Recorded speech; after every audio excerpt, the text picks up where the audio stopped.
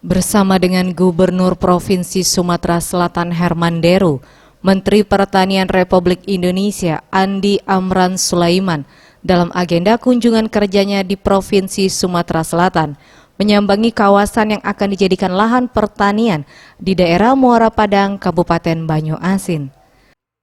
Ketika ditemui Menteri Pertanian RI Andi Amran Sulaiman mengatakan, kunjungan kerja dalam rangka melaksanakan program Selamatkan Rawa Sejahterakan Petani atau dikenal dengan Serasi, mengingat di Sumatera Selatan terdapat 1,4 juta hektar lahan rawa yang produktif.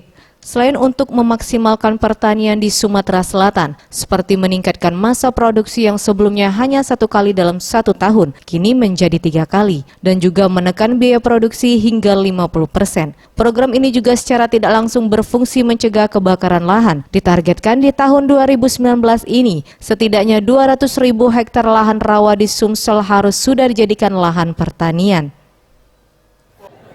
Lahan rawa ini yang dulunya produksi hanya 1 kali menjadi 3 kali. Juga kebakaran kita bisa hindari karena kita olah menggunakan rotavator, menggunakan traktor roda 4. Insya Allah target kita adalah 200.000 hektar karena potensi di sini paling besar, kurang lebih 100.000 di Banyu-Asin ini.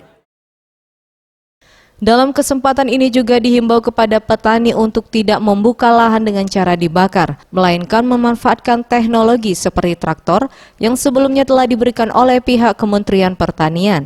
Kedepan, jika program ini sukses di kawasan Muara Padang, pihak kementerian akan kembali menambahkan sebanyak 50 unit eskavator. Tim Liputan Sriwijaya TV.